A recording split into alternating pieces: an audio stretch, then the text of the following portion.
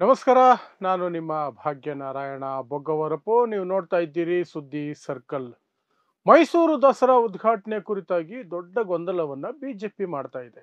ಬಿಜೆಪಿಯ ಉದ್ದೇಶ ನಿಮಗೆಲ್ಲ ಗೊತ್ತೇ ಇದೆ. ಹಿಂದೂ ಮುಸ್ಲಿಂ ಮಾಡಬೇಕು, ಪ್ರತಿಯೊಂದರಲ್ಲೂ ಹಿಂದೂ ಮುಸ್ಲಿಂ ಮಾಡಬೇಕು, ಅದರ ಮೂಲಕ 4 ಚಿಲ್ಲರೆ ಓಟುಗಳನ್ನು ಪಡ್ಕೊಳ್ಬೇಕು. ಅದಕ್ಕೆ ದೇಶಕ್ಕೆ ಏನು ಹಾನಿಯಾಗುತ್ತೆ, ರಾಜ್ಯಕ್ಕೆ ಏನು ಹಾನಿಯಾಗುತ್ತೆ, ಸಮಾಜಕ್ಕೆ ಏನು ಹಾನಿಯಾಗುತ್ತೆ, ಇಲ್ಲಿನ ಸೌಹಾರ್ದತೆ ಏನಾಗುತ್ತೆ, ಯಾವುದು ಬೇಕಾಗಿಲ್ಲ.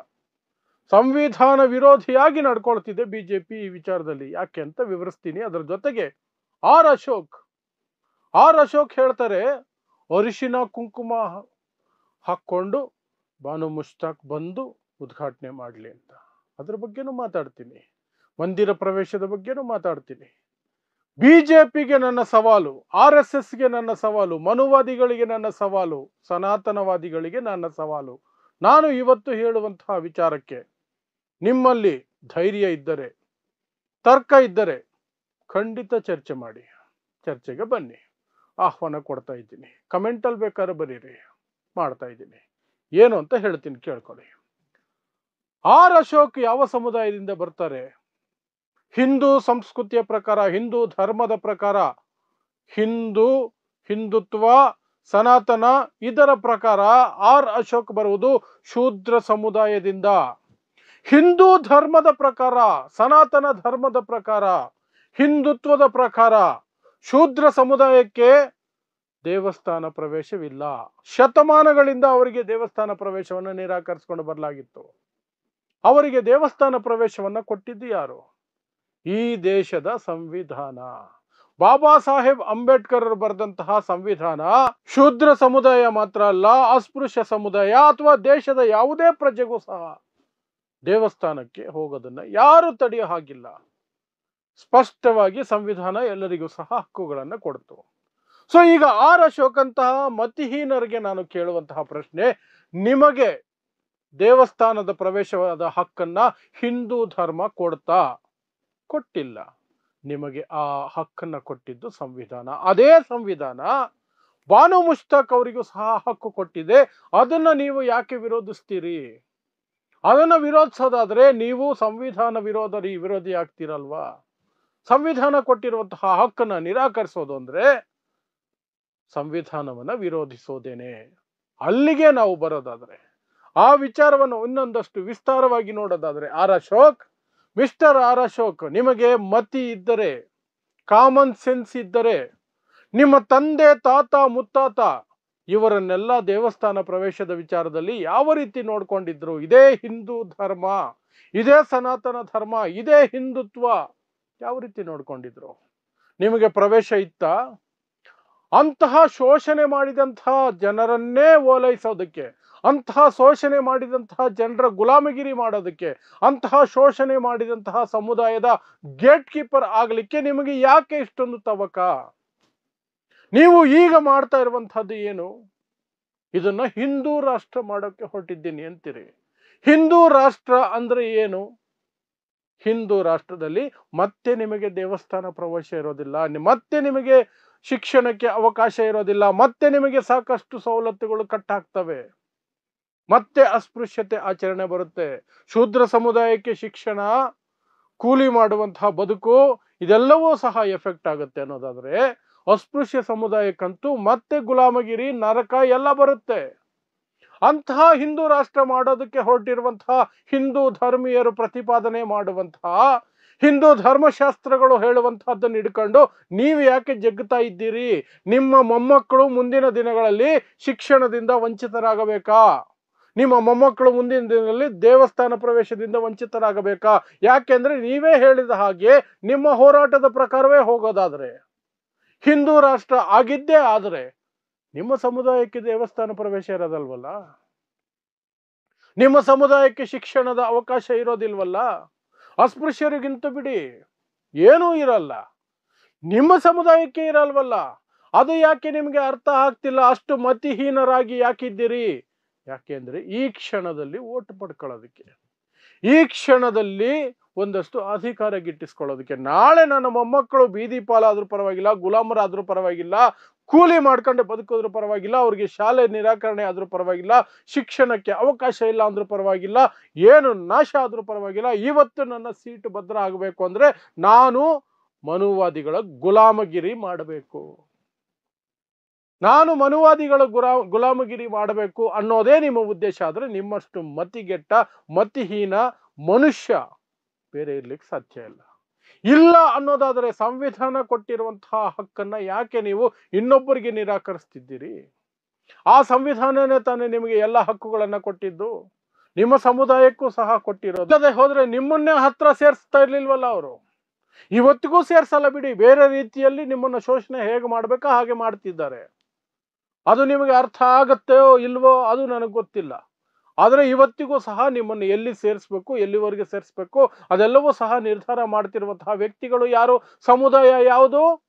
ಅದೇ ಹಿಂದುತ್ವದ ಪ್ರತಿಪಾದನೆ ಮಾಡುವವರು, ಅದೇ ಸನಾತನ ಧರ್ಮ ಅಂತ ಹೇಳುವವರು, ಅದೇ ಹಿಂದೂ ಧರ್ಮ. ಅದೇ ತರ ಮಾಡ್ತಿರೋದು. ನಿಮಗೆ ದೇವಸ್ಥಾನ ಪ್ರವೇಶದಲ್ಲಿ ನೀವು ಯಾಕೆ ಅಡ್ಡಗಾಲ ಹಾಕ್ತಿದ್ದೀರಿ? ಅದು ಅರ್ಥ ಮಾಡ್ಕೊಂಡ್ರೆ ನಿಮಗೆ ಎಲ್ಲ ಅರ್ಥ ಆಗುತ್ತೆ. ನಾನಿಲ್ಲಿ ಆರ್ ಅಶೋಕ್ ಕೇವಲ ನೆಪ ಮಾತ್ರ. ನಾನು ಇಡೀ ಶೂದ್ರ ಸಮುದಾಯಕ್ಕೆ ಕೇಳ್ತಾ ಇದ್ದೀನಿ ಈ ಪ್ರಶ್ನೆಗಳನ್ನ, ಇಡೀ ಶೂದ್ರ ಸಮುದಾಯಕ್ಕೆ, ನನ್ನ ಸಮುದಾಯವನ್ನು ಸೇರಿಸಿ ಶೂದ್ರ ಸಮುದಾಯಕ್ಕೂ ಸಹ ಕೇಳ್ತಾ ಇದ್ದೀನಿ, ಬಿಜೆಪಿಯ ಪ್ರತಿಯೊಬ್ಬನಿಗೂ ಕೇಳ್ತಾ ಇದ್ದೀನಿ, ಛಲವಾದಿ ನಾರಾಯಣ ಸ್ವಾಮಿ ಅಂತಹ ಅಯೋಗ್ಯರಿಗೂ ಕೇಳ್ತಾ ಇದ್ದೀನಿ. ಕೊಳಕು ಚಡ್ಡಿಗಳನ್ನ ಯಾವನೋ ಹೇಳದಂತ ಹೇಳಿ ತಲೆ ಮೇಲೆ ಹೊತ್ಕೊಂಡು ಓಡಾಡ್ತಿರಲ್ಲ, ನಿಮ್ಮಷ್ಟು ಅಯೋಗ್ಯರು, ನಿಮ್ಮಷ್ಟು ನಾನ್ಸೆನ್ಸ್ ಬೇರೆ ಯಾರಾದ್ರೂ ಇರ್ಲಿಕ್ಕೆ ಸಾಧ್ಯ ಇದೆಯಾ? ಆದ್ರೆ ಯಾರು ನಿಮ್ಮನ್ನ ಶೋಷಣೆ ಮಾಡ್ಕೊಂಡು ಬಂದ್ರು ಶತಮಾನಗಳಿಂದ, ಯಾವುದನ್ನ ಅಡ್ಡ ಇಟ್ಕೊಂಡು ಶೋಷಣೆ ಮಾಡ್ಕೊಂಡು ಬಂದ್ರು ಅದನ್ನೇ ನಮಗೆ ವಾಪಸ್ ಕೊಡಿ, ಆ ಗುಲಾಮಗಿರಿನೇ ಕೊಡಿ, ಆ ಒಂದು ಆಚರಣೆಗಳನ್ನೇ ಕೊಡಿ, ನಾವು ಗುಲಾಮರಾಗಿರೋದಕ್ಕೆ ಇಷ್ಟಪಡ್ತೀವಿ ಅನ್ನೋ ರೀತಿಯಲ್ಲಿ ನೀವೆಲ್ಲ ಹೋಗ್ತಾ ಇದ್ದೀರಲ್ಲ. ಯಾಕೆ? ಅಧಿಕಾರಕ್ಕಾಗಿ, ಆ ಕ್ಷಣದ ಅಧಿಕಾರಕ್ಕಾಗಿ, ಆ ಕ್ಷಣದ ಅಧಿಕಾರಕ್ಕೆ. ಸೊ ಆರ್ ಅಶೋಕ್ ಹೇಳಿರುವಂತಹ ಬಾನು ಮುಷ್ತಾಕ್ ಅವರು ಅರಿಶಿನ ಕುಂಕುಮ ಹಚ್ಕೊಂಡೇ ಬರಬೇಕು, ಸಂವಿಧಾನದಲ್ಲಿಲ್ಲ, ಸಂವಿಧಾನದಲ್ಲಿಲ್ಲ. ಸಂವಿಧಾನ ಏನ್ ಹೇಳುತ್ತೋ ಅದೇ ಅಂತಿಮ. ನೀವು ಯಾವುದೋ ಲೊಟ್ಟೆಲಸ್ಕು ಕಥೆಗಳನ್ನ ಹೇಳಿದ್ರೆ ಯಾವನು ಕೇಳಕ್ಕೆ ಸಿದ್ಧ ಇಲ್ಲ. ಆದ್ರೆ ನಿಮಗೆ ಕಾಮನ್ ಸೆನ್ಸ್ ಇದ್ದಿದ್ರೆ ನೀವು ಅದನ್ನು ಯೋಚನೆ ಮಾಡಬೇಕಾಗಿತ್ತು. ನಮ್ಮನ್ನ ಶೋಷಣೆ ಮಾಡಿದವರನ್ನೇ ನಾವು ಯಾಕೆ ರಕ್ಷಣೆ ಮಾಡ್ತಿದ್ದೀವಿ ಇವತ್ತು? ನಮ್ಮನ್ನ ಶೋಷಣೆ ಮಾಡಿದವರನ್ನೇ ಯಾಕೆ ನಾವು ಪ್ರತಿಪಾದಿಸ್ತಿದ್ದೀವಿ? ನಮ್ಮನ್ನ ಶೋಷಣೆ ಮಾಡೋದಕ್ಕೆ, ಮತ್ತೆ ಶೋಷಣೆ ಮಾಡೋದಕ್ಕೆ ನಾವೇ ಯಾಕೆ ಅವಕಾಶ ಕಲ್ಪಿಸಿಕೊಡ್ತಿದ್ದೀವಿ ಅಂತ ಯೋಚನೆ ಮಾಡಬೇಕಿತ್ತು. ನಿಮಗದಿಲ್ಲ, ನಿಮಗೆ ಗುಲಾಮಗಿರಿ ಬೇಕಾಗಿದೆ. ಯಾಕೆಂದ್ರೆ ಅಧಿಕಾರ ಸಿಗತ್ತೆ, ಈ ಕ್ಷಣಕ್ಕೆ ಅಧಿಕಾರ ಸಿಗತ್ತೆ. ನಾಳೆ ನನ್ನ ಮೊಮ್ಮಕ್ಕಳು, ಮಕ್ಕಳು, ಮರಿ ಮಕ್ಕಳು ಏನಾದರೂ ಹಾಳಾಗೋಗ್ಲಿ, ನಾನು ಸ್ವಾರ್ಥಿ, ನನಗೆ ಇವತ್ತೆಲ್ಲ ಬೇಕು. ಇದು ಪ್ರತಿಯೊಬ್ಬ ಬಿಜೆಪಿ ನಾಯಕನನ್ನು ಕೇಳ್ತೀನಿ. ಪ್ರತಿಯೊಬ್ಬ ಶೂದ್ರ, ದಲಿತ, ಅಸ್ಪೃಶ್ಯ ಸಮುದಾಯ, ಆದಿವಾಸಿಗಳು ಯಾರೆಲ್ಲ ಹಿಂದುತ್ವ ಅಂತ ಹೇಳ್ಕೊಂಡು ಓಡಾಡ್ತಿದ್ರು ಅವರೆಲ್ಲರಿಗೂ ಕೇಳ್ತಾ ಇದ್ದೀನಿ ನಾನು, ಅವರೆಲ್ಲರಿಗೂ ಕೇಳ್ತಾ ಇದ್ದೀನಿ, ನಿಮ್ಮನ್ನ ನೀವೇ ಮತ್ತೆ ಶೋಷಣೆಗೆ ಎಳ್ಕೊಳ್ಳುವಂತಹದ್ದಕ್ಕೆ ಯಾಕೆ ನೀವು ಸಪೋರ್ಟ್ ಮಾಡ್ತಿದ್ದೀರಿ? ನಿಮಗೆ ಯಾವ ಹಕ್ಕನ್ನ ಹಿಂದೂ ಧರ್ಮ ಕೊಟ್ಟಿದೆ? ನಿಮಗೆ ಯಾವ ಹಕ್ಕನ್ನ ಸನಾತನ ಧರ್ಮ ಕೊಟ್ಟಿದೆ? ನಿಮಗೆ ಯಾವ ಹಕ್ಕನ್ನ ಹಿಂದುತ್ವ ಕೊಟ್ಟಿದೆ? ಯಾವ ಹಕ್ಕು ಕೊಟ್ಟಿಲ್ಲ ನಿಮಗೆ. ಎಲ್ಲ ಹಕ್ಕುಗಳು ಕೊಟ್ಟಿರೋದು ಈ ದೇಶದ ಸಂವಿಧಾನ. ಈ ದೇಶದ ಸಂವಿಧಾನ ಹೇಳದಂಗೆ ನಡ್ಕೊಳ್ಳಿ ಅಷ್ಟೇ, ಸಿಂಪಲ್. ಇಲ್ಲ ಅಂತ ಯಾರಾದ್ರೂ ವಾದಕ್ಕೆ ಬರಂಗಿದ್ರೆ ಬರ್ರಪ್ಪ. ಸಂವಿಧಾನ ಅಲ್ಲ ಕೊಟ್ಟಿದ್ದು, ಧರ್ಮ ಕೊಟ್ಟಿದೆ. ಹಿಂದೂ ಧರ್ಮ ಪ್ರತಿಯೊಬ್ಬರಿಗೂ ದೇವಸ್ಥಾನ ಪ್ರವೇಶ ಕೊಟ್ಟಿದೆ, ಪ್ರತಿಯೊಬ್ಬರಿಗೂ ಶಿಕ್ಷಣದ ಅವಕಾಶ ಕೊಟ್ಟಿದೆ, ಪ್ರತಿಯೊಬ್ಬರನ್ನು ಸಮಾನವಾಗಿ ನೋಡುತ್ತೆ, ಪ್ರತಿಯೊಬ್ಬರಿಗೂ ಸಹ ಎಲ್ಲ ಅವಕಾಶಗಳು ಇದ್ದಾವೆ, ಪ್ರತಿಯೊಬ್ಬರು ಸಹ ಸಮ, ಯಾರಿಗೂ ಯಾವ ಭೇದ ಭಾವನೂ ಮಾಡಿಲ್ಲ ಅಂತ ಯಾವನಾದ್ರೂ ಹೇಳುವಂತಹ ಧೈರ್ಯ ಗುಂಡಿಗೆ ಇರೋನು ಮುಂದೆ ಬರ್ಲಿ. ಇವತ್ತಿಗೂ ಸೇರಿಸಿ ಹೇಳ್ತಿರೋದು ನಾನು, ಇವತ್ತೂ ಸಹ ಅದನ್ನೇ ಪ್ರತಿಪಾದಿಸ್ತಾರೆ. ನಾಯಿಗಳಲ್ಲೇ ಜಾತಿಗಳಿದೆ, ಮನುಷ್ಯರಲ್ಲಿ ಇರಬಾರ್ದಂತ ಕೇಳುವಂತಹ ಹೊಲ್ಕಟ್ಟುಗಳು ಇರುವಂತಹ ದೇಶ ನಮ್ದು. ಅಂತ ಒಂದು ಇದನ್ನ ತಮಿಳುನಾಡಿನ ಪೂಜಾರಿ ಕೇಳಿದ್ದ, ಅವನನ್ನು ಯಾವ ಮೆಟ್ಟಲ್ಲಿ ಹೊಡಿಬೇಕು ಅಂಥ ಹಲ್ಕಟ್ಟು ಮನಸ್ಥಿತಿಗಳು ಹೇಳುವಂತ ರೀತಿಯಲ್ಲೇ ನಾವು ಬದುಕಬೇಕು ಅಂತ ಆಸೆ ಪಡ್ತಿರಲ್ಲ. ಯಾಕೆ?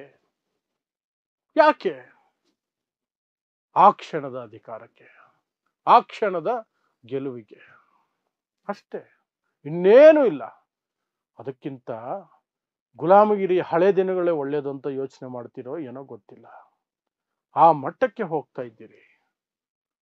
ಸೊ ಒಟ್ಟಾರೆಯಾಗಿ ದಸರಾ ಉದ್ಘಾಟನೆ ಸನ್ನಿವೇಶದಲ್ಲಿ ಬ್ರಾಹ್ಮಣರು ಬಾನು ಮುಷ್ತಾಕಿಗೆ ವಿರೋಧ ಮಾಡೋದ್ರಲ್ಲಿ ಅರ್ಥ ಇದೆ. ಯಾಕಂದ್ರೆ ಅವರು ಇಷ್ಟು ವರ್ಷಗಳು, ಇಷ್ಟು ಶತಮಾನಗಳಿಂದ ಮಾಡಿಕೊಂಡು ಬರ್ತಿದ್ದಂತಹ ಎಲ್ಲ ಷಡ್ಯಂತ್ರಗಳು, ಕುತಂತ್ರಗಳು, ಎಲ್ಲರಿಂದ ಎಲ್ಲವನ್ನೂ ದೂರ ಇಟ್ಟದ್ದಂತಹ ಅವರ ನೀಚತನ ಒಂದೊಂದಾಗಿ ಮುಚ್ಚಿ ಹೋಗ್ತಿದೆ ಬಿಕಾಸ್ ಆಫ್ ದಿಸ್ ಕಾನ್ಸ್ಟಿಟ್ಯೂಷನ್. ಈ ದೇಶದ ಸಂವಿಧಾನದ ಕಾರಣಕ್ಕೆ ಅವರು ಏನನ್ನೂ ಮತ್ತೆ ಮಾಡಕ್ಕೆ ಸಾಧ್ಯ ಆಗ್ತಿಲ್ಲ. ಒಂದೊಂದೇ ಅವರಿಂದ ದೂರ ಆಗ್ತಿದೆ. ಕೆಟ್ಟದ್ದನ್ನ ಏನೆಲ್ಲ ತುಂಬಿದ್ರು ಅದಕ್ಕೆಲ್ಲದಕ್ಕೂ ಫುಲ್ ಸ್ಟಾಪ್ ಬೀಳ್ತಾ ಇದೆ. ಅವರು ವಿರೋಧಿಸೋದ್ರಲ್ಲಿ ಅರ್ಥ ಇದೆ. ನೀವು ಶೂದ್ರರಾಗಿ, ನೀವು ದಲಿತರಾಗಿ, ನೀವು ಆದಿವಾಸಿಗಳಾಗಿ, ನೀವು ಇನ್ನೇನು OBCಗಳಾಗಿ, ಇನ್ಯಾವುದೋ ವರ್ಗಗಳಾಗಿ ನೀವು ಮಾಡ್ತೀರಿ ಅಂದ್ರೆ ನಿಮ್ಮಷ್ಟು ನೀಚರು, ಮೂಢರು, ಅಜ್ಞಾನಿಗಳು, ಅಯೋಗ್ಯರು, ಮತಿಹೀನರು ಇನ್ನೊಬ್ಬರು ಇರೋದಕ್ಕೆ ಸಾಧ್ಯನೇ ಇಲ್ಲ, ಸಾಧ್ಯನೇ ಇಲ್ಲ, ಸಾಧ್ಯನೇ ಇಲ್ಲ. ಫಸ್ಟ್ ಮಾತ್ರ ಹೇಳಬಹುದು, ಬಾನು ಮುಷ್ತಾಕ್ ಅವರ ದಸರಾ ಉದ್ಘಾಟನೆಯನ್ನ ವಿರೋಧಿಸ್ತಾ ಇರುವಂತಹ ಶೂದ್ರರು, ದಲಿತರು, ಆದಿವಾಸಿಗಳು ಮತ್ತೆ ಈ ಹಿಂದೂ ಧರ್ಮದಲ್ಲಿರುವಂತಹ ಜಾತಿ ವ್ಯವಸ್ಥೆಯ ಕಾರಣಕ್ಕೆ ಶೋಷಣೆಗೆ ಒಳಗಾಗಿರುವಂತಹ ಪ್ರತಿಯೊಬ್ಬರು ಸಹ ಈ ದೇಶದ ಸಂವಿಧಾನದ ವಿರೋಧಿಗಳು, ಈ ದೇಶದ ಸಂವಿಧಾನದ ವಿರೋಧಿಗಳು ಅಷ್ಟೇ. ಸೊ ಇಂತಹದೇ ವಿಶೇಷ ವಿಶ್ಲೇಷಣೆಗಳಿಗಾಗಿ ನೋಡ್ತಾ ಇರಿ ಸುದ್ದಿ ಸರ್ಕಲ್. ನಾನು ನಿಮ್ಮ ಭಾಗ್ಯನಾರಾಯಣ ಬೊಗ್ಗವರಪು.